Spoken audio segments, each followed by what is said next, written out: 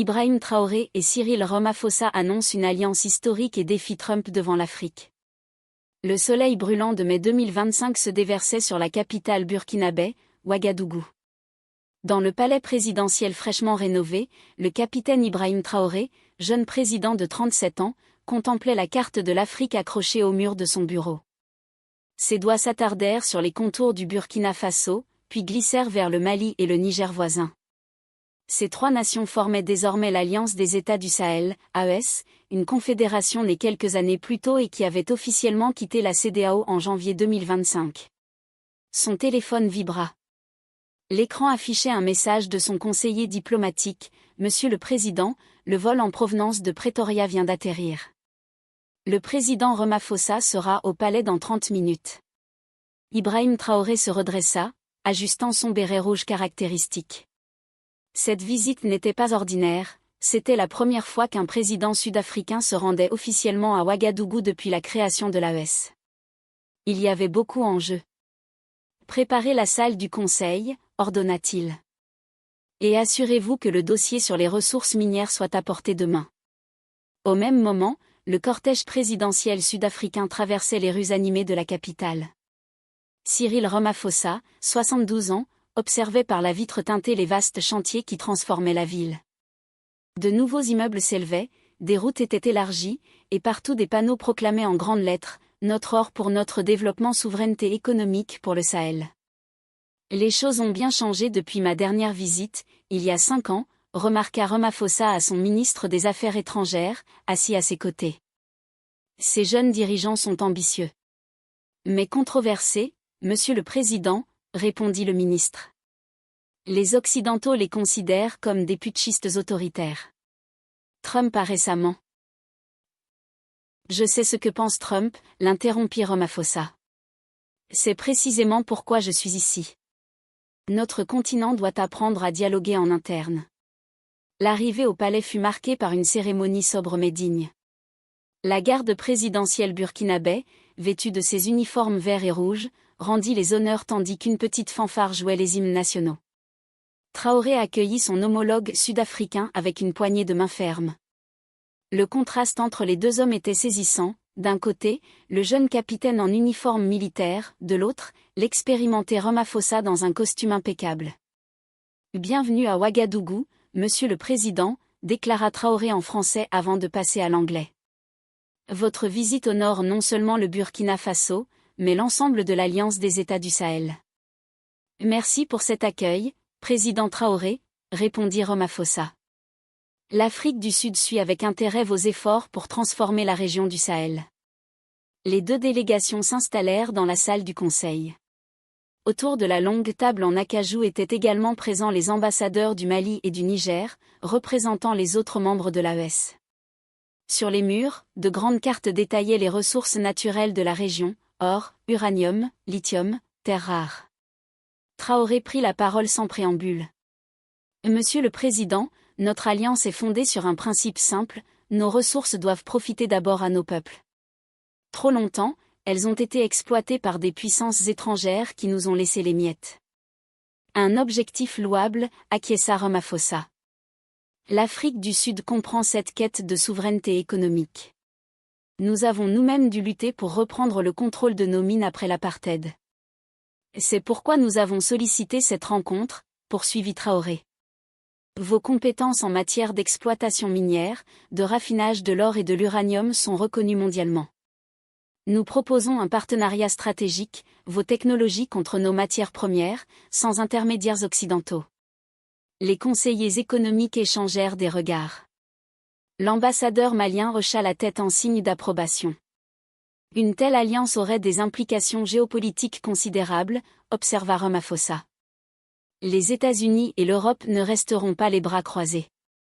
Ils ont déjà pris position contre nous, répliqua Traoré. Depuis notre retrait de la CEDEAO, les sanctions se multiplient. Trump vient d'annuler tous les programmes d'aide américaine dans la région, accusant nos gouvernements d'être antidémocratiques. Mais derrière ces accusations, c'est notre politique minière qu'il vise. Ramaphosa sourit légèrement. Trump est prévisible. Sa décision d'accueillir des fermiers blancs sud-africains comme réfugiés illustre bien sa vision simpliste de l'Afrique. C'est précisément pourquoi nos nations doivent renforcer leur coopération. L'ambassadeur nigérien ajouta. Les menaces extérieures ne feront que s'intensifier. La discussion se poursuivit plusieurs heures, abordant la coopération militaire, l'intégration économique régionale, la sécurité. En fin de journée, les deux présidents se retrouvèrent en privé sur la terrasse du palais, surplombant la ville illuminée par le coucher du soleil. Vous savez, président Traoré, dit Ramaphosa en sirotant un thé, en Occident, on vous compare à Thomas Sankara. Traoré sourit. Une comparaison qui m'honore, mais qui m'impose une responsabilité écrasante. Sankara n'a eu que 4 ans pour transformer notre pays avant d'être assassiné. L'histoire ne se répète pas toujours, répondit Ramaphosa. Mais elle enseigne la prudence. Votre alliance avec le Mali et le Niger est prometteuse. Cependant, vous aurez besoin d'alliés plus puissants pour résister aux pressions extérieures. Le jeune président burkinabé regarda au loin. C'est pourquoi l'Afrique du Sud est si importante pour nous. Votre voix porte au G20, au BRIC. Ensemble, nous pourrions changer l'équilibre des forces sur le continent. Ramaphosa posa sa tasse. Je suis venu à Ouagadougou avec des questions, Ibrahim. Je repars avec une certitude. Nos destins sont liés. L'annonce officielle de notre partenariat aura lieu demain. Mais sachez que l'Afrique du Sud se tiendra à vos côtés. Cette nuit-là, tandis que les deux délégations finalisaient les détails de leur accord historique, à Washington, Donald Trump recevait un briefing urgent sur ce rapprochement inattendu. La réaction américaine ne tarderait pas. Le lendemain matin, la salle de conférence du palais présidentiel de Ouagadougou était bondée de journalistes du monde entier.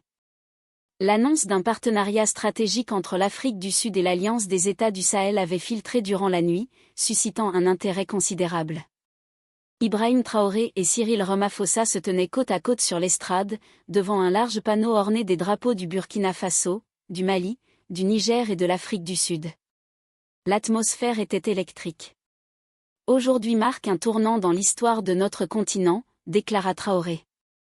Nous signons un accord qui transcende les simples relations commerciales. Nous établissons une alliance économique et sécuritaire pour garantir notre indépendance face à ceux qui cherchent encore à contrôler nos ressources et notre destin. Ramaphosa prit la parole à son tour, mesuré comme à son habitude. L'Afrique du Sud est fière de s'associer à l'Alliance des États du Sahel. Nous partageons la vision d'une Afrique qui contrôle ses ressources et décide de son avenir. Les termes de l'accord étaient audacieux, transfert de technologies minières sud-africaines vers les pays de l'AES, création d'une raffinerie d'or et d'uranium à Ouagadougou, formation d'ingénieurs sahéliens dans les universités sud-africaines, et établissement d'un corridor commercial direct entre les ports sud-africains et le Sahel, contournant les routes traditionnelles contrôlées par les anciennes puissances coloniales. Plus important encore, poursuivit Traoré, nous annonçons aujourd'hui la création d'un fonds souverain commun pour financer nos infrastructures. Ce fonds sera alimenté par 30% des revenus de nos exportations minières, sans recourir aux institutions financières occidentales. Cette annonce provoqua une onde de choc parmi les journalistes. Un reporter de Reuters leva la main. Monsieur le Président Traoré, cette initiative pourrait être perçue comme un affront direct aux institutions telles que la Banque mondiale ou le FMI. N'avez-vous pas peur d'un isolement économique encore plus fort ? Traoré le regarda droit dans les yeux. L'Afrique est déjà isolée, monsieur. Isolée de la richesse créée par ses propres ressources. Isolée des circuits de décision internationaux. Ce que nous faisons aujourd'hui, c'est briser cet isolement en choisissant des partenaires qui respectent notre souveraineté. Nous ne cherchons pas la confrontation, mais la libération. Un murmure parcourut la salle. Ramaphosa acquiesça en silence, les bras croisés. Il savait que cette déclaration allait faire la une de tous les journaux occidentaux. Et que la Maison-Blanche allait réagir, rapidement. À Washington, dans le bureau ovale, Donald Trump fulminait. Son conseiller à la sécurité nationale venait de lui tendre une tablette montrant la retransmission en direct de la conférence de presse à Ouagadougou. Il laissa échapper un grognement. Traoré est en train de créer un bloc anticolonial, avec Ramaphosa comme parrain. Et nos compagnies minières sont en train de se faire éjecter de la région. Monsieur le Président, nous pourrions imposer des sanctions ciblées, suspendre le statut AGOA de l'Afrique du Sud, et intensifier notre coopération militaire avec le Ghana et la Côte d'Ivoire comme contrepoids, proposa un autre conseiller. Trump secoua la tête. Non. Ce n'est pas suffisant. Il nous faut un choc. Quelque chose qui montre à ces types qu'on ne rigole pas avec les intérêts américains. Préparez un discours. Je vais m'adresser directement aux Africains. À la télévision. Ce soir. Pendant ce temps, à Ouagadougou, les délégations africaines célébraient la signature du traité autour d'un dîner officiel, sous une grande tente dressée dans les jardins du palais. Les plats traditionnels se mêlaient au vin sud-africain. Les conversations allaient bon train, entre diplomates, économistes et chefs militaires. Ramaphosa s'approcha de Traoré avec un ton plus personnel. Vous savez que vous venez de franchir un point de non-retour, Ibrahim. Ils vont frapper fort, avec les médias, les agences de notation, peut-être même avec leurs forces spéciales. Je le sais. Mais je préfère être debout sous les orages que courbé sous les ordres. Ramaphosa esquissa un sourire. Vous me rappelez un certain Mandela, en plus impatient. Vous me rappelez un général, en civil. Ils rirent, brièvement, mais leur regard restait grave. À minuit, les téléphones des deux présidents vibrèrent. Une alerte mondiale venait de tomber, Donald Trump allait s'adresser en direct aux nations d'Afrique, dans une intervention spéciale. Les chaînes américaines et européennes coupaient leur programme. Les ambassades occidentales dans plusieurs capitales africaines recevaient l'ordre de se mettre en veille sécuritaire. À Johannesburg comme à Niamey, Bamako, Ouagadougou, les populations s'apprêtaient à écouter le président américain, pas par admiration, mais par vigilance. Une atmosphère de guerre froide planait à nouveau sur l'Afrique, mais cette fois, elle ne se déroulait pas entre Washington et Moscou, mais entre l'Afrique qui se tient debout, et le monde qui ne veut pas la voir marcher seul. Washington DC 20h, heure locale. Les chaînes câblées américaines diffusent en simultané l'intervention de Donald Trump. Derrière lui, les drapeaux étoilés, le sceau présidentiel et un silence calculé. Le président s'avance, les mains jointes, le regard perçant. Mes chers compatriotes américains. Et à nos partenaires africains, ce message s'adresse à vous aussi. Pause. Il lève légèrement la voix. Depuis des décennies, les États-Unis ont investi des milliards de dollars en Afrique. Pour le développement. Pour la sécurité. Pour la démocratie. Mais ce que nous voyons aujourd'hui, cette montée de nationalisme socialiste, cette rhétorique dangereuse venue de Ouagadougou ou de Pretoria, c'est un rejet pur et simple de notre amitié. Un plan serré sur son visage. Que ce soit clair, si certains dirigeants africains choisissent de s'éloigner de la communauté internationale, s'ils préfèrent s'allier à des régimes autoritaires, ils ne le feront pas sans conséquence. Ils tapent doucement du poing sur le pupitre. À partir de ce soir, les États-Unis suspendent toute coopération militaire avec le Burkina Faso, le Mali et le Niger. Tous les actifs financiers des membres de leur gouvernement sont gelés. Et nous révisons immédiatement notre relation économique avec l'Afrique du Sud. Une vague d'inquiétude secoue les ambassades africaines à Washington. Mais en Afrique, sur les réseaux sociaux, les réactions fusent. Qu'ils partent, nous n'avons plus peur, l'Afrique se lève. Le lendemain Ouagadougou. Ibrahim Traoré convoque une réunion de crise. Autour de la table, les ministres de l'économie, de la défense, et un envoyé spécial venu d'Alger. L'ambassadeur russe est également présent, discret mais attentif. Ils ont lancé les premières représailles, dit Traoré. Ce n'est que le début. Ils vont tenter d'étouffer nos banques, bloquer nos exportations, retourner nos alliés. Mais nous tiendrons. Nous avons un plan. Le ministre malien de l'économie prend la parole. Nous avons activé les discussions avec la Chine pour un panier de monnaie alternatif. La Russie accepte de garantir nos réserves d'or en contrepartie d'accords logistiques. Et la Turquie propose de créer une plateforme d'échange direct avec nos ports. Traoré se tourne vers Ramaphosa, en duplex depuis Pretoria. Cyril, es-tu toujours avec nous? Un silence. Puis la voix ferme du président sud-africain résonne. Jusqu'au bout. Mais il faut être prêt à ce qu'ils manipulent nos monnaies, salissent nos noms, et même tentent des coups d'État. Ils peuvent faire tomber des gouvernements, répond Traoré. Mais ils ne peuvent pas faire tomber un peuple éveillé. La réunion se termine. Les écrans restent allumés. Un flux continu de messages de soutien arrive du Kenya, du Sénégal, du Venezuela, et même de quartiers populaires à Paris et à New York. Une coalition informelle se tisse. Silencieuse. Déterminée. Une nouvelle ère commence. Dakar Université Cheikh Anta Diop, amphithéâtre B 10h45. Une centaine d'étudiants, silencieux, écoutent la voix vibrante de la professeure Marième Faye, spécialiste des relations internationales. Ce que nous vivons, mes enfants, ce n'est pas un simple bras de fer diplomatique. C'est un tournant historique.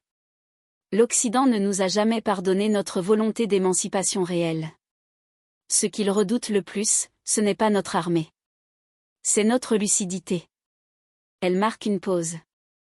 Les regards sont suspendus à ces mots. Pendant des années, nous avons combattu avec des armes qu'ils nous ont données. Aujourd'hui, nous combattons avec des idées qu'ils n'ont pas créées. Les étudiants se lèvent. Certains crient, le réveil africain ne sera pas censuré, le franc CFA ne tombera pas seul. New York Harlem, Centre culturel africain 15h40, heure locale. La diaspora s'organise. Dans une salle bondée, entre drapeaux panafricains et portraits de Sankara, Lumumba et Nkrumah, des militants afro-américains, haïtiens, nigérians et sénégalais débattent. Nos frères et sœurs en Afrique ont besoin de notre soutien politique et économique. Pas de post Facebook, mais de transfert de technologie, d'envoi direct de fonds, d'expertise légale. Une avocate noire new-yorkaise lève la main. Nous avons un réseau d'universitaires et de juristes prêts à défendre gratuitement les États ciblés par les sanctions. Et si la Banque mondiale coupe les crédits, alors nous créerons notre propre fonds panafricain depuis ici. Applaudissements. Une jeune programmatrice de la Silicon Valley annonce une application, AfriSolidarité, une plateforme pour coordonner les actions des diasporas à travers le monde. On n'attendra plus Washington, Paris ou Bruxelles pour bouger. Moscou 18h. Dans un bureau feutré du Kremlin, Sergueï Lavrov lit attentivement un rapport confidentiel. L'Afrique s'unit. Ce n'est plus une rumeur. Un conseiller militaire hoche la tête. Ils veulent un nouveau paradigme. Et nous devons choisir, soutenir leur souveraineté, ou répéter les erreurs de l'Occident. Lavrov réfléchit un moment, puis décroche son téléphone. Organiser une rencontre trilatérale. Afrique du Sud. Burkina Faso. Russie. Et informer Pékin. Il est temps que l'axe du Sud entre en mouvement. Johannesburg tard dans la nuit. Cyril Ramaphosa, les traits tirés, consulte son conseiller en sécurité. Il menace de suspendre notre accès au SWIFT. Et si on anticipait? Si on rejoignait le système BRICS-Pay? Ramaphosa hoche la tête. Alors faisons-le. Pas demain. Cette nuit. Un SMS est envoyé à Ouagadougou. Un autre à Moscou. Un autre à Pékin. Le monde ne le sait pas encore, mais cette nuit-là, une fissure s'élargit dans l'ordre mondial. Et l'Afrique, debout, avance.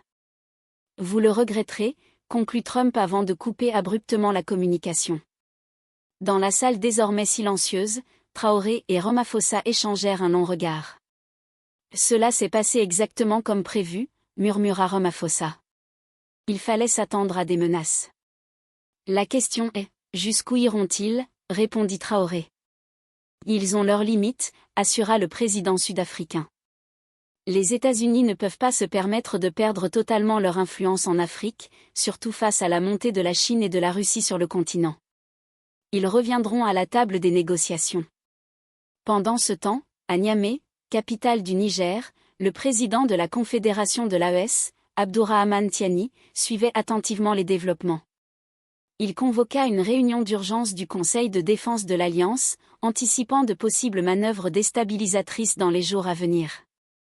À Bamako, au Mali, le président Assimi Goïta ordonnait quant à lui une vigilance accrue autour des installations minières du pays. L'unité de l'AES allait être mise à l'épreuve cette nuit-là. Alors que Traoré raccompagnait Ramaphosa à sa résidence d'État, les rues de Ouagadougou étaient étrangement calmes. Le jeune président burkinabé semblait préoccupé. « Quelque chose vous trouble, Ibrahim ?» demanda Ramaphosa. « Je pense à Thomas Sankara », répondit Traoré. Lui aussi avait défié l'ordre établi. 4 ans plus tard, il était assassiné. « Les temps ont changé », assura le Sud-Africain. « Vous n'êtes pas seul. L'AES vous protège, et maintenant, l'Afrique du Sud est à vos côtés. » Traoré acquiesça sans répondre. Dans sa tête, une phrase de Sankara résonnait, « Il faut oser inventer l'avenir. » C'était précisément ce qu'ils étaient en train de faire, avec tous les risques que cela comportait.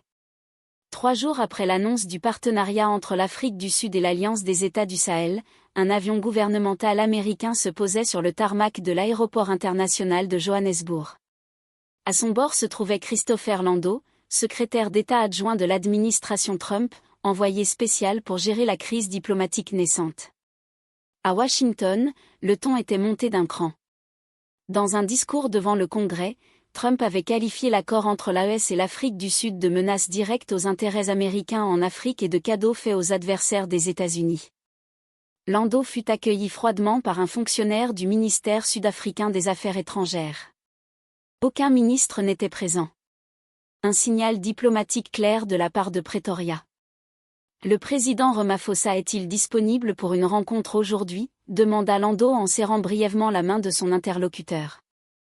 Le président a un agenda chargé, monsieur le secrétaire adjoint, répondit le fonctionnaire. Il pourra vous recevoir demain matin.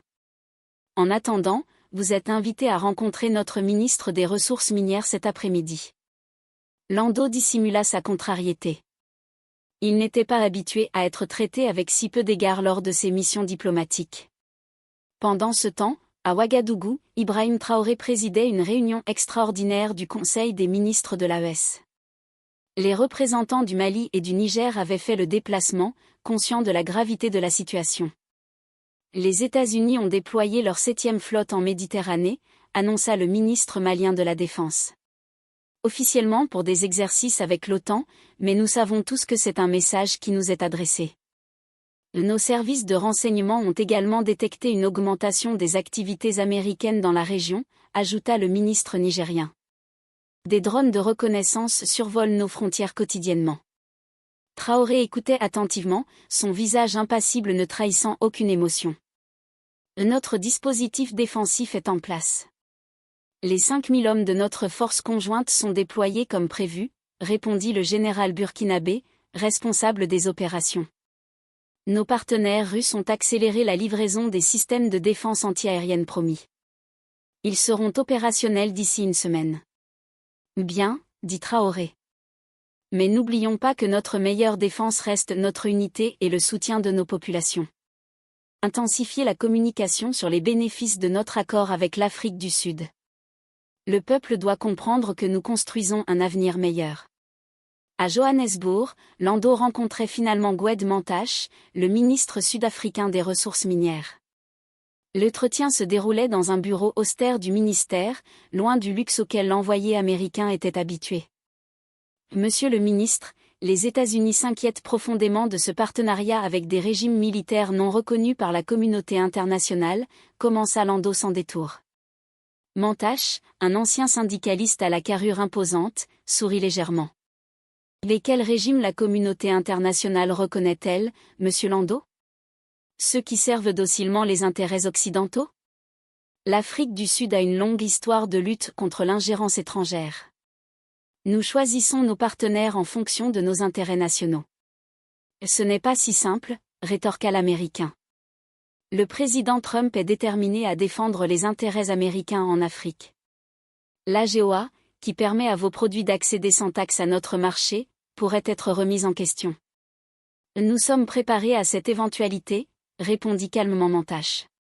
Les BRICS nous offrent désormais des alternatives commerciales viables. Et permettez-moi de vous rappeler que les États-Unis ont besoin de nos terres rares et de notre platine tout autant que nous avons besoin de votre marché. L'entretien se poursuivit sur ce ton tendu pendant près d'1 heure, chaque partie restant sur ses positions. Le lendemain matin, Lando fut finalement reçu par Ramaphosa dans son bureau présidentiel à Pretoria. Le contraste avec la veille était saisissant, tapis rouge, garde d'honneur, tout le protocole était respecté. Mais cette courtoisie apparente ne faisait qu'accentuer la fermeté de la position sud-africaine. Monsieur le président Ramaphosa, je vous transmets les préoccupations personnelles du président Trump, commença Lando après les salutations d'usage. J'apprécie cette démarche diplomatique, répondit Ramaphosa avec un sourire poli. Mais laissez-moi être clair, l'Afrique du Sud est un État souverain qui détermine librement ses alliances internationales. Personne ne conteste votre souveraineté, répliqua Lando. Cependant, s'allier avec des régimes militaires qui ont renversé des gouvernements démocratiquement élus pose question. Permettez-moi de vous rappeler, monsieur Lando, que les États-Unis entretiennent des relations privilégiées avec de nombreux régimes non démocratiques lorsque cela sert leurs intérêts, rétorqua Ramaphosa, toujours mesuré mais ferme.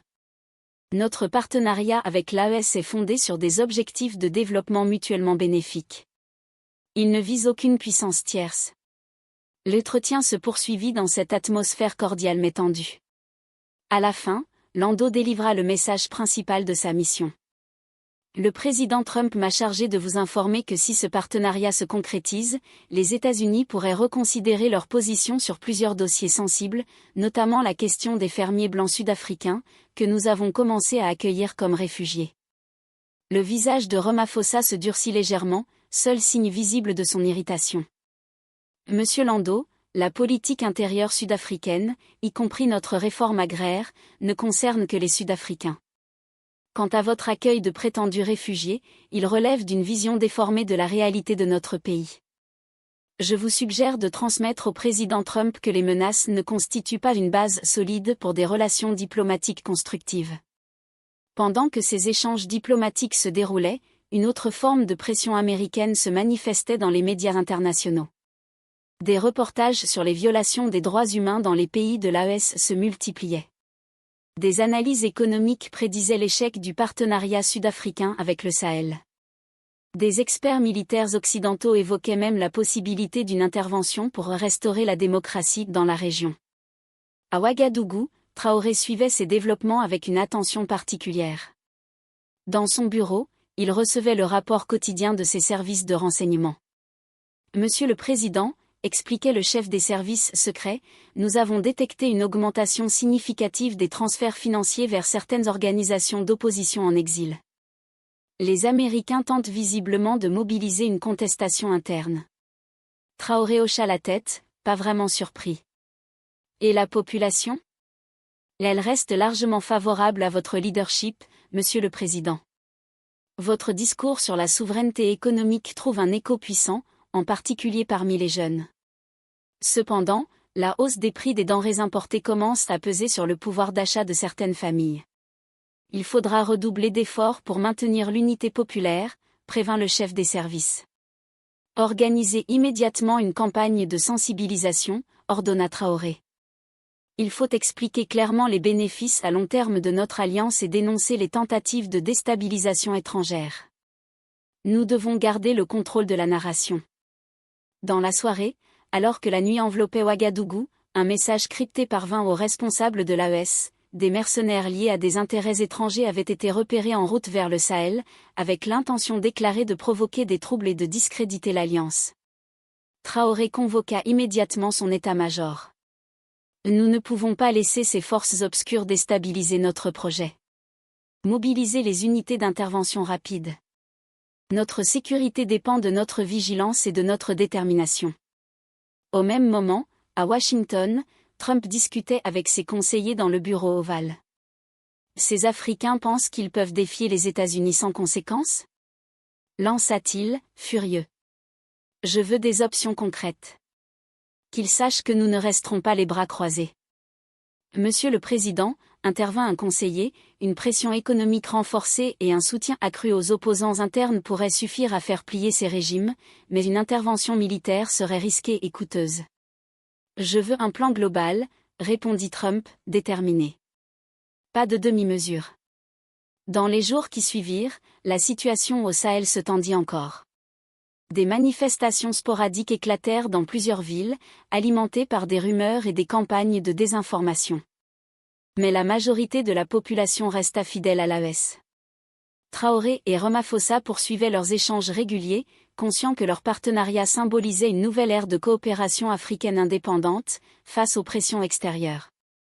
Malgré les défis, ils étaient convaincus que l'avenir se construirait avec courage, unité et détermination. L'Afrique reprenait peu à peu le contrôle de son destin. Les jours suivants, l'atmosphère dans la capitale s'alourdit. La menace des mercenaires se précisait, et les services de renseignement multipliaient les alertes. Traoré intensifia les patrouilles et coordonna une réunion avec les chefs militaires et les leaders communautaires. « Nous devons montrer que l'unité n'est pas une simple idée, mais une force réelle, déclara-t-il. La population doit rester calme, mais prête à défendre ce qu'elle a construit. Toute tentative de division sera étouffée dans l'œuf. » Dans les quartiers populaires, des jeunes volontaires s'organisaient en groupes de veille, prêts à signaler toute activité suspecte. Le sentiment d'appartenance à une cause commune renforçait leur détermination. Pendant ce temps, Ramaphosa, de son côté, lança une initiative diplomatique auprès de ses homologues africains et des organisations internationales. Il voulait s'assurer un soutien ferme face aux ingérences étrangères. « Nous ne sommes pas seuls », rappela-t-il lors d'une conférence de presse. L'Afrique a le droit de choisir son chemin. Toute intervention externe sans mandat légitime sera combattue. La tension culmina lorsque, au cœur de la nuit, un convoi de véhicules armés fut intercepté près de la frontière du Niger. L'opération éclair menée par les forces spéciales locales permit de capturer plusieurs mercenaires et de récupérer des armes sophistiquées. L'événement fut présenté comme une victoire symbolique. Traoré prononça un discours à la télévision. Ce succès montre que notre vigilance et notre unité portent leurs fruits. Nous faisons face à des ennemis déterminés, mais notre volonté est plus forte. Ce n'est pas seulement un combat militaire, c'est un combat pour la dignité et la souveraineté de notre continent. En parallèle, des réseaux de désinformation tentaient toujours de semer le doute et la discorde, notamment via les réseaux sociaux. Pour contrer cela, l'AES lança une campagne de communication positive, avec des témoignages de citoyens, des initiatives locales réussies, et une mise en lumière des bénéfices concrets du nouveau partenariat. La pression de Washington ne faiblissait pas. Les sanctions économiques s'accentuèrent, et certains médias internationaux renforcèrent leur couverture critique, tentant de peindre l'AES comme un régime autoritaire et dangereux. Mais la majorité des Africains, eux, voyaient en cette alliance un espoir. Une nouvelle génération s'impliquait activement, portée par des leaders visionnaires qui prônaient l'autodétermination et la justice. Un sentiment de renaissance traversait le continent, fragile mais puissant. L'Afrique, forte de sa diversité et de sa résilience, entamait un nouveau chapitre de son histoire, décidée à tracer son propre avenir, contre vent et marée. Malgré les victoires locales, la pression internationale s'intensifiait. Washington et ses alliés multipliaient les sanctions économiques, visant à isoler les pays membres de l'AES. Les échanges commerciaux furent perturbés, plongeant certaines régions dans une incertitude grandissante. Face à cette situation, Traoré convoqua un sommet extraordinaire à Ouagadougou, rassemblant tous les dirigeants africains engagés dans le projet. L'objectif était clair, renforcer la coopération économique et sécuritaire, mais aussi trouver des solutions concrètes pour atténuer les effets des sanctions. « Nous devons bâtir nos propres ponts », déclara Traoré avec conviction. Créer des routes commerciales alternatives, soutenir nos industries locales, et surtout, rester unis. Se diviser, c'est laisser l'étranger décider de notre destin. Pendant ce temps, Ramaphosa jouait un rôle diplomatique crucial, multipliant les visites en Asie et en Amérique latine, où plusieurs pays se montraient prêts à soutenir l'AES en contournant les sanctions occidentales. Dans les villes africaines, la vie continuait malgré les difficultés. Les initiatives citoyennes fleurissaient, coopératives agricoles, réseaux d'énergie renouvelable, projets éducatifs. Ces mouvements portaient la flamme d'un renouveau. Mais tous les défis n'étaient pas externes. À l'intérieur même de certains pays, des opposants à l'AES fomentaient des complots, alimentant la discorde par des campagnes de désinformation et des sabotages sporadiques. Traoré savait que la vigilance devait rester de mise, car la bataille pour l'indépendance était aussi une lutte contre les divisions internes. Dans ce climat tendu, l'un des jeunes leaders du mouvement, Aminata Diouf, s'éleva comme une voix d'espoir. Jeune économiste et activiste, elle lança une campagne sur les réseaux sociaux pour encourager la jeunesse africaine à s'engager dans la construction du continent. Notre force est dans notre unité, écrivait-elle. Ce n'est pas seulement une alliance politique, c'est un rêve collectif. Nous sommes les bâtisseurs de demain, et personne ne peut nous arrêter. La campagne fit rapidement le tour du continent, mobilisant des milliers de jeunes qui organisaient des forums, des ateliers, et des actions solidaires. Cette énergie nouvelle galvanisait le mouvement, lui donnant une dimension populaire inédite. Mais le chemin restait semé d'embûches. Un groupe de mercenaires, échappé à la précédente opération, tenta une incursion violente dans une ville frontalière du Burkina Faso. L'affrontement fut sanglant, et la nouvelle fit le tour des médias. Face à cette attaque, les dirigeants africains redoublèrent d'efforts pour coordonner une réponse unifiée. Une force de maintien de la paix panafricaine fut créée, composée de soldats issus de plusieurs pays membres de l'AES. Traoré conclut lors d'une conférence télévisée. Ce combat est le nôtre. Ensemble, nous montrerons au monde que l'Afrique peut défendre sa souveraineté et construire un avenir de paix et de prospérité. Nous ne plierons pas. Alors que les projecteurs internationaux s'intensifiaient, l'histoire de cette alliance africaine devenait un symbole puissant de résistance, d'espoir et de renaissance. Quelques mois plus tard, le sommet international tant attendu se tint à Nairobi, réunissant non seulement les membres de l'AES, mais aussi plusieurs grandes puissances mondiales. L'enjeu était immense, trouver une voie pour apaiser les tensions tout en respectant la souveraineté africaine. Dès l'ouverture, Traoré prit la parole avec force et détermination. Nous sommes ici non pas pour défier le monde, mais pour réclamer notre place légitime. L'Afrique n'est plus un continent à exploiter, mais un partenaire à respecter. Notre union est la clé d'un avenir stable et prospère, pour nous comme pour le reste de la planète. À ses côtés, Aminata Diouf fut invitée à présenter la voix de la jeunesse africaine. Son discours vibrant fut applaudi debout. Nous, la jeunesse, sommes le pont entre le passé douloureux et un futur prometteur. Nous ne voulons plus d'ingérence ni d'injustice. Nous voulons bâtir des ponts de coopération, fondés sur le respect mutuel et la justice économique. Les débats furent houleux. Certains pays occidentaux proposèrent des compromis, tandis que d'autres maintenaient leur position ferme, craignant la montée en puissance de l'Afrique unie. Mais un événement imprévu changea la dynamique, un document confidentiel, dévoilé par un groupe de lanceurs d'alerte, révélait les stratégies d'ingérence et de déstabilisation employées par certaines puissances pour affaiblir l'AES. Cette révélation provoqua un choc mondial. Face à cette pression, plusieurs gouvernements durent revoir leur position. Un compromis historique fut finalement trouvé, une levée progressive des sanctions, en échange d'un engagement ferme de l'AES à renforcer la transparence, la lutte contre la corruption et la coopération internationale. Le sommet se conclut par l'adoption d'un pacte qui marquait un tournant dans l'histoire des relations internationales. De retour à Ouagadougou, Traoré déclara avec émotion. Ce n'est pas la fin de nos combats, mais le début d'une nouvelle ère. L'Afrique avance, fière et libre. À nous de tenir cette promesse. La mobilisation populaire ne faiblit pas. Aminata, désormais une figure internationale, lança plusieurs initiatives pour encourager les échanges culturels et économiques à travers le continent. Le rêve panafricain devenait réalité, façonné par la détermination, le courage et l'unité. Toutes les options sont sur la table, déclarait Trump d'un ton résolu. Ces régimes doivent comprendre que les États-Unis ne se laisseront pas écarter de l'Afrique sans réagir. Le soleil n'était pas encore levé sur Ouagadougou lorsque les premières délégations commencèrent à arriver pour le sommet panafricain. Ibrahim Traoré, debout près de la piste de l'aéroport international, accueillait personnellement chaque chef d'État qui descendait de son avion. Ce sommet, organisé en un temps record, représentait un pari audacieux, opposant une vision africaine unifiée au sommet concurrent de Washington.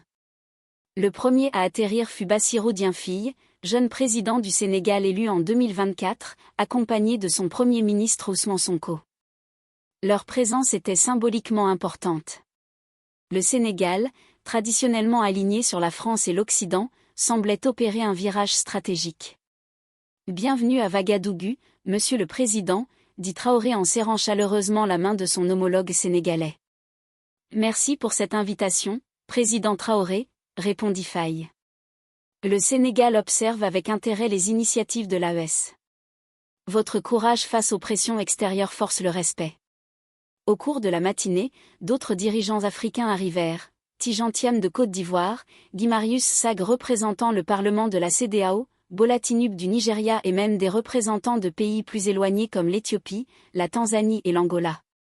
En tout, 25 nations africaines avaient répondu présent à l'appel de l'AES et de l'Afrique du Sud, un succès diplomatique indéniable face aux 18 pays qui avaient accepté l'invitation de Trump à Washington. En début d'après-midi, un avion aux couleurs de l'Afrique du Sud se posa. Cyril Ramaphosa en descendit, accompagné d'une importante délégation d'experts économiques et techniques. Les deux présidents s'étranglèrent sous les flashs des photographes. Notre contre-offensive diplomatique est bien engagée, murmura Ramaphosa. Mais soyons vigilants, les Américains ne resteront pas inactifs.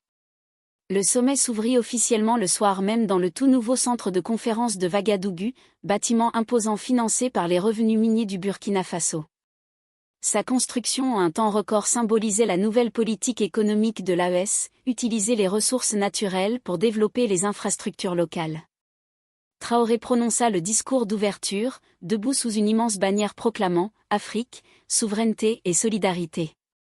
Honorable chef d'État et de gouvernement, distingué délégué, commença-t-il, sa voix portée par les haut-parleurs dans la salle comble.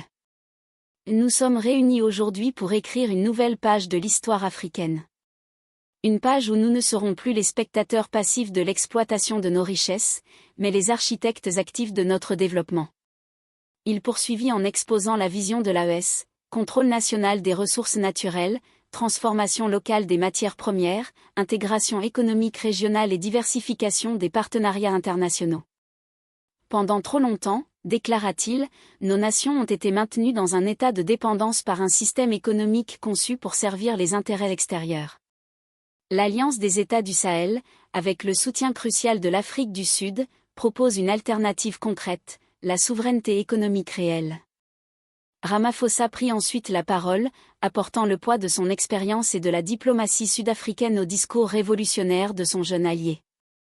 Le modèle que nous proposons n'est pas fondé sur l'isolement ou l'hostilité, précisa-t-il. Nous restons ouverts à la coopération internationale, mais sur une base d'égalité et de respect mutuel. L'Afrique n'a plus besoin de tuteurs, mais de partenaires. Pendant ce temps, à Washington, Donald Trump ouvrait son propre sommet africain avec un discours très différent. Devant les 18 dirigeants africains qui avaient accepté son invitation, il promettait une augmentation de l'aide américaine conditionnée à des réformes démocratiques et à la lutte contre l'influence croissante de la Chine et de la Russie sur le continent. Les États-Unis sont les vrais amis de l'Afrique, affirmait-il. Nous investissons dans votre avenir sans les pièges que d'autres puissances vous tendent, mais nous attendons en retour une coopération loyale et des marchés ouverts à nos entreprises. Le contraste entre les deux approches ne pouvait être plus saisissant. À Ouagadougou, on parlait d'indépendance et de contrôle des ressources. À Washington, d'aide financière et d'accès au marché. Le deuxième jour du sommet fut consacré aux discussions techniques. Dans la grande salle du centre de conférence, Ramaphosa présenta le projet phare du partenariat AES-Afrique du Sud, la création d'une banque africaine des ressources minières basée à Ouagadougou, qui financerait les infrastructures de transformation locale des matières premières. Cette institution, capitalisée initialement à hauteur de 10 milliards de dollars, sera financée à 60% par l'Afrique du Sud et les pays de l'AES, et à 40% par d'autres nations africaines volontaires, expliqua-t-il. Elle nous permettra de briser le cycle de l'exportation de matières brutes et de l'importation de produits transformés. Les délégués des différents pays africains écoutaient avec attention, certains prenant frénétiquement des notes. L'idée résonnait fortement auprès de nations qui, malgré leur richesse minière, demeuraient parmi les plus pauvres du monde. En marge des sessions officielles, des rencontres bilatérales se multiplièrent. Ibrahim Traoré eut notamment un long entretien avec le président nigérien Tinubu, dont le pays, première économie d'Afrique, pouvait faire basculer définitivement l'équilibre des forces sur le continent. Président Tinubu, commença Traoré, votre présence ici est un signal fort. Le Nigeria a toujours été un leader en Afrique de l'Ouest. Le Nigeria observe avec intérêt vos initiatives, répondit prudemment Tinubu. Nous partageons votre vision d'une Afrique plus indépendante économiquement, mais nous nous inquiétons de la fragmentation régionale causée par votre retrait de la CEDEAO. Ce retrait n'était pas notre objectif initial, expliqua Traoré. Mais face aux sanctions injustes et aux menaces d'intervention militaire, nous n'avions pas d'autre choix. Cependant, rien n'empêche la création de nouveaux cadres de coopération régionale plus équitables et respectueux de la souveraineté de chacun. Tinubu hocha la tête, pensif. Proposez-moi quelque chose de concret, et le Nigeria pourrait reconsidérer sa position. Le 3e jour du sommet, alors que les discussions continuaient, une nouvelle inattendue frappa comme un coup de tonnerre. Depuis Washington, Donald Trump annonçait le gel de tous les avoirs sud-africains aux États-Unis et la suspension immédiate des privilèges commerciaux de l'AGOA pour l'Afrique du Sud. Dans son allocution télévisée, Trump accusait directement l'Afrique du Sud de déstabiliser la région en soutenant des régimes illégitimes et de favoriser l'entrée d'adversaires des États-Unis sur le continent africain. La nouvelle provoqua une vive agitation parmi les délégués réunis à Ouagadougou. Ramaphosa fut immédiatement entouré par ses conseillers, tandis que Traoré convoquait une réunion d'urgence des dirigeants de l'AES. Loin de diviser les participants comme l'espérait Washington, cette manœuvre sembla au contraire renforcer leur détermination. Lorsque Ramaphosa et Traoré reparurent ensemble devant l'Assemblée, ils furent accueillis par une standing ovation. Les sanctions et les menaces ne feront que renforcer notre résolution, déclara Ramaphosa d'une voix ferme. L'Afrique du Sud a vaincu l'apartheid. Nous ne plierons pas devant la pression économique. Traoré renchérit, ce que nous vivons aujourd'hui démontre précisément pourquoi notre initiative est nécessaire. Tant que nos économies dépendront de la bonne volonté d'autres puissances, notre indépendance ne sera qu'illusoire. Les délégués applaudirent longuement. Même certains pays jusque-là hésitants semblaient désormais convaincus par la nécessité d'un front uni. Le sommet s'acheva le 4e jour avec l'adoption d'une déclaration commune signée par 22 des 25 pays participants, intitulée « Déclaration de Ouagadougou pour la souveraineté économique africaine ». Elle établissait les principes d'une nouvelle approche du développement continental. Contrôle national des ressources naturelles. Transformation locale des matières premières. Création d'institutions financières africaines indépendantes. Diversification des partenariats internationaux. Protection mutuelle contre les pressions extérieures. Surtout, 15 pays s'engagèrent à participer à la nouvelle Banque africaine des ressources minières, y compris le Nigeria, un coup diplomatique majeur pour l'AES et l'Afrique du Sud. Lors de la cérémonie de clôture, Traoré et Ramaphosa se tinrent côte à côte, symbole d'une nouvelle alliance qui transcendait les divisions traditionnelles entre l'Afrique australe et l'Afrique de l'Ouest, entre pays anglophones et francophones. Ce sommet marque non pas la fin, mais le début d'un long chemin, conclut Traoré. Les défis seront nombreux, les obstacles puissants, mais ensemble nous avons la force de persévérer. Dans la salle, l'atmosphère était électrique. Quelque chose avait changé. Pour la première fois depuis longtemps. Dans la salle, l'atmosphère était électrique. Quelque chose avait changé. Pour la première fois depuis longtemps, les nations africaines réunies ici ressentaient un véritable espoir, une énergie nouvelle portée par la conviction profonde que l'union pouvait leur permettre de reprendre leur destin en main. Alors que les applaudissements s'éteignaient doucement, Ibrahim Traoré tourna son regard vers la foule. Il savait que le plus dur restait à venir. L'Afrique devait désormais affronter des pressions économiques, diplomatiques, voire militaires. Mais cette fois, elle le ferait ensemble, unis et solidaires. Nous avons démontré au monde que l'Afrique n'est pas un simple théâtre de rivalités étrangères, déclara-t-il. Nous sommes une force. Une force capable de bâtir un avenir fondé sur la justice, la dignité et la prospérité partagée. Ramaphosa prit la parole à son tour, rappelant que l'Afrique du Sud serait un partenaire loyal et engagé dans ce combat commun. Ce que nous avons accompli ici est historique. Mais ce n'est que le début. Nous devons maintenant construire les mécanismes, mettre en œuvre les projets et soutenir nos populations dans cette transition. La déclaration de Ouagadougou fut rapidement relayée par les médias internationaux, suscitant des réactions contrastées. Certains saluèrent ce nouveau souffle d'émancipation africaine, d'autres dénoncèrent une menace à l'ordre mondial établi. Dans les jours qui suivirent, les dirigeants retournèrent dans leurs pays respectifs, porteurs d'un message clair: l'Afrique se redresse, déterminée à reprendre le contrôle de ses richesses et à imposer son poids sur la scène internationale. Au Burkina Faso, Ibrahim Traoré fut accueilli en héros. Son peuple, galvanisé par cette victoire diplomatique, se mit à rêver d'un avenir où la pauvreté reculerait et où la jeunesse pourrait enfin croire en un développement véritablement africain. Mais dans l'ombre, les adversaires de cette nouvelle Afrique ne restaient pas inactifs. Washington intensifiait ses pressions, la guerre économique s'amplifiait, et des manœuvres diplomatiques visaient à isoler l'AES. Face à ces défis, la détermination de Traoré et de ses alliés ne faiblit pas. Leur combat pour une Afrique souveraine venait de franchir une étape cruciale, mais il était loin d'être terminé. Alors que le soleil se couchait sur Ouagadougou, symbole d'un nouveau départ, un vent de changement soufflait sur le continent. L'Afrique s'éveillait, prête à écrire enfin son histoire avec ses propres mots. Dans les mois qui suivirent, les premières initiatives concrètes de l'Alliance économique souveraine prirent forme. Des projets d'infrastructures furent lancés, visant à améliorer la connectivité entre les pays membres, renforcer l'accès à l'électricité et développer des industries locales. Chaque État, grand ou petit, fut invité à participer activement, car cette unité n'avait de sens que si elle portait des fruits pour tous. Sur le terrain, des programmes d'éducation et de formation se multiplièrent, avec un focus particulier sur les jeunes. L'ambition était claire, faire naître une génération capable d'innover, d'entreprendre et de défendre les intérêts africains sur la scène mondiale. L'espoir qui s'était allumé à Ouagadougou commençait à se diffuser jusque dans les villages les plus reculés.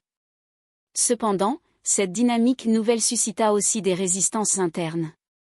Certains leaders conservateurs craignaient de perdre leur pouvoir face à cette coalition plus large, tandis que des intérêts étrangers cherchaient à infiltrer les réseaux pour y semer la discorde. Ibrahim Traoré et ses alliés durent naviguer habilement entre fermeté et diplomatie pour préserver l'unité fragile de l'AES. Parallèlement, les relations avec les puissances occidentales connurent des tensions croissantes. Les sanctions économiques se durcirent, les campagnes médiatiques se multiplièrent pour discréditer l'alliance. Mais au sein de la population africaine, ces attaques renforçaient au contraire la détermination et le sentiment d'appartenance à un projet commun. En parallèle, la scène culturelle africaine connut un véritable renouveau, porté par cette volonté d'émancipation. Musiciens, écrivains, artistes et cinéastes s'emparèrent de ces thématiques d'unité et de résistance, contribuant à forger une identité collective moderne, fière et ancrée dans les traditions. L'histoire de cette alliance devint rapidement un symbole, un modèle pour d'autres régions du monde confrontées à des enjeux similaires. Le défi restait immense, mais la confiance grandissait.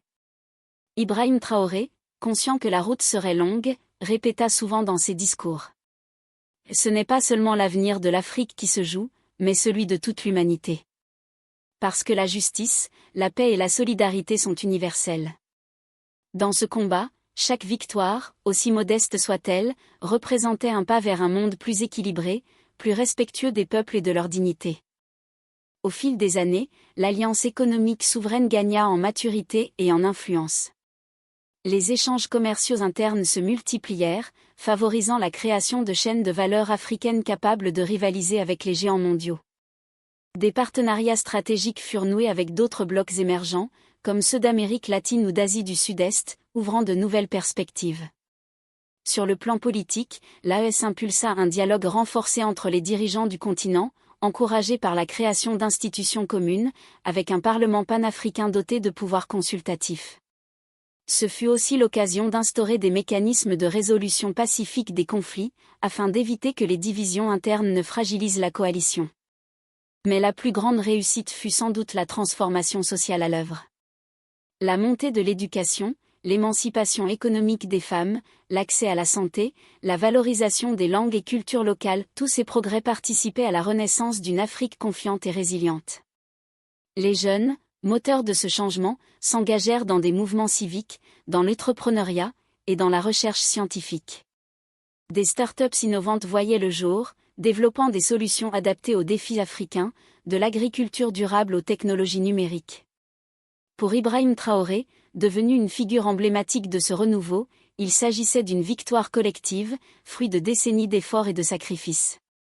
Mais il savait que la vigilance restait de mise, face aux tentations du pouvoir et aux ingérences extérieures. Dans son dernier grand discours, il conclut. Nous avons posé les fondations d'un avenir souverain. C'est maintenant à chaque génération de poursuivre cette œuvre, avec courage, humilité et solidarité. L'Afrique est debout, et elle écrit son histoire. Face aux sanctions américaines, il s'entretenait par visioconférence avec les dirigeants des BRIC, qui lui offrirent un soutien immédiat. La Chine augmenta ses achats de minerais sud-africains, la Russie accorda une ligne de crédit de 5 milliards de dollars, et l'Inde ainsi que le Brésil s'engagèrent de manière similaire. À Washington, frustré par l'échec des sanctions, Trump donna son feu vert à l'opération African Freedom. 48 heures plus tard, une série d'attaques frappa simultanément les 3 pays de l'AES, une explosion d'infrastructures au Niger, une manifestation orchestrée au Mali, et une incursion armée au Burkina Faso. La réaction de l'AES fut rapide et coordonnée. Les assaillants furent neutralisés, plus important encore, des preuves d'implication étrangère furent saisies. Traoré, visitant le lieu de l'affrontement au Burkina Faso, déclara fermement « Ce que vous voyez ici n'est pas une insurrection populaire, mais une agression extérieure planifiée ». Rama porta l'affaire devant le Conseil de sécurité de l'ONU, présentant des preuves accablantes de l'implication d'agences occidentales.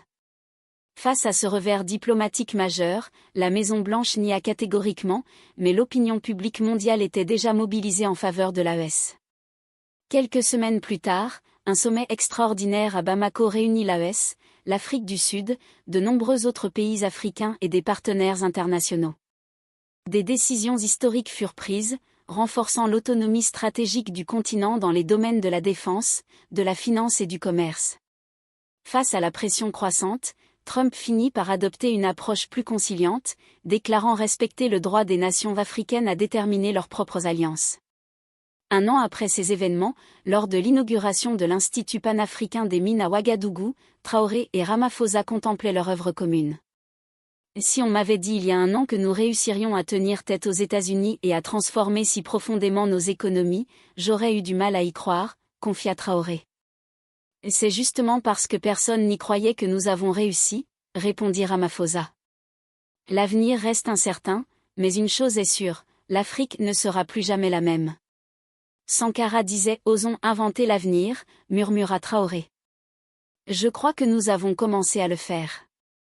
Les deux dirigeants se séparèrent, conscients d'avoir écrit ensemble une nouvelle page de l'histoire africaine, défiant non seulement Donald Trump, mais tout un ordre mondial qui considérait encore l'Afrique comme une simple réserve de ressources plutôt que comme un partenaire à respecter. Ibrahim Traoré et Cyril Ramaphosa annoncent une alliance historique et défient Trump devant l'Afrique. Le soleil brûlant de mai 2025 se déversait sur la capitale burkinabé, Ouagadougou.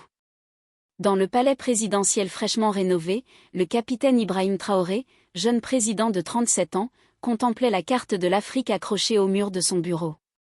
Ses doigts s'attardèrent sur les contours du Burkina Faso, puis glissèrent vers le Mali et le Niger voisin. Ces 3 nations formaient désormais l'Alliance des États du Sahel, AES, une confédération née quelques années plus tôt et qui avait officiellement quitté la CEDEAO en janvier 2025. Son téléphone vibra. L'écran affichait un message de son conseiller diplomatique, « Monsieur le Président, le vol en provenance de Pretoria vient d'atterrir. Le président Ramaphosa sera au palais dans 30 minutes. » Ibrahim Traoré se redressa, ajustant son béret rouge caractéristique. Cette visite n'était pas ordinaire, c'était la première fois qu'un président sud-africain se rendait officiellement à Ouagadougou depuis la création de l'AES. Il y avait beaucoup en jeu. Préparez la salle du conseil, ordonna-t-il. Et assurez-vous que le dossier sur les ressources minières soit apporté demain. Au même moment, le cortège présidentiel sud-africain traversait les rues animées de la capitale. Cyril Ramaphosa, 72 ans, observait par la vitre teintée les vastes chantiers qui transformaient la ville. De nouveaux immeubles s'élevaient, des routes étaient élargies, et partout des panneaux proclamaient en grandes lettres « Notre or pour notre développement, souveraineté économique pour le Sahel ». Les choses ont bien changé depuis ma dernière visite, il y a 5 ans, remarqua Ramaphosa à son ministre des Affaires étrangères, assis à ses côtés. Ces jeunes dirigeants sont ambitieux. Mais controversés, Monsieur le Président, répondit le ministre. Les Occidentaux les considèrent comme des putschistes autoritaires. Trump a récemment. Je sais ce que pense Trump, l'interrompit Ramaphosa. C'est précisément pourquoi je suis ici. Notre continent doit apprendre à dialoguer en interne. L'arrivée au palais fut marquée par une cérémonie sobre mais digne. La garde présidentielle burkinabé, vêtue de ses uniformes verts et rouges, rendit les honneurs tandis qu'une petite fanfare jouait les hymnes nationaux. Traoré accueillit son homologue sud-africain avec une poignée de main ferme. Le contraste entre les deux hommes était saisissant, d'un côté, le jeune capitaine en uniforme militaire, de l'autre, l'expérimenté Ramaphosa dans un costume impeccable. « Bienvenue à Ouagadougou, Monsieur le Président », déclara Traoré en français avant de passer à l'anglais. Votre visite honore non seulement le Burkina Faso, mais l'ensemble de l'Alliance des États du Sahel. Merci pour cet accueil, Président Traoré, répondit Ramaphosa. L'Afrique du Sud suit avec intérêt vos efforts pour transformer la région du Sahel. Les deux délégations s'installèrent dans la salle du Conseil. Autour de la longue table en acajou étaient également présents les ambassadeurs du Mali et du Niger, représentant les autres membres de l'AES. Sur les murs, de grandes cartes détaillaient les ressources naturelles de la région, or, uranium, lithium, terres rares. Traoré prit la parole sans préambule. Monsieur le Président, notre alliance est fondée sur un principe simple, nos ressources doivent profiter d'abord à nos peuples. Trop longtemps, elles ont été exploitées par des puissances étrangères qui nous ont laissé les miettes. Un objectif louable, acquiesça Ramaphosa. L'Afrique du Sud comprend cette quête de souveraineté économique. Nous avons nous-mêmes dû lutter pour reprendre le contrôle de nos mines après l'apartheid. C'est pourquoi nous avons sollicité cette rencontre, poursuivit Traoré. Vos compétences en matière d'exploitation minière, de raffinage de l'or et de l'uranium sont reconnues mondialement. Nous proposons un partenariat stratégique, vos technologies contre nos matières premières, sans intermédiaires occidentaux. Les conseillers économiques échangèrent des regards. L'ambassadeur malien hocha la tête en signe d'approbation. Une telle alliance aurait des implications géopolitiques considérables, observa Ramaphosa. Les États-Unis et l'Europe ne resteront pas les bras croisés. Ils ont déjà pris position contre nous, répliqua Traoré. Depuis notre retrait de la CEDEAO, les sanctions se multiplient. Trump vient d'annuler tous les programmes d'aide américaine dans la région, accusant nos gouvernements d'être antidémocratiques. Mais derrière ces accusations, c'est notre politique minière qu'il vise. Ramaphosa sourit légèrement. Trump est prévisible. Sa décision d'accueillir des fermiers blancs sud-africains comme réfugiés illustre bien sa vision simpliste de l'Afrique. C'est précisément pourquoi nos nations doivent renforcer leur coopération. L'ambassadeur nigérien ajouta. Les menaces extérieures ne feront que s'intensifier. La discussion se poursuivit plusieurs heures, abordant la coopération militaire, l'intégration économique régionale, la sécurité. En fin de journée, les deux présidents se retrouvèrent en privé sur la terrasse du palais, surplombant la ville illuminée par le coucher du soleil. Vous savez, président Traoré, dit Ramaphosa en sirotant un thé, en Occident, on vous compare à Thomas Sankara. Traoré sourit. Une comparaison qui m'honore, mais qui m'impose une responsabilité écrasante. Sankara n'a eu que 4 ans pour transformer notre pays avant d'être assassiné.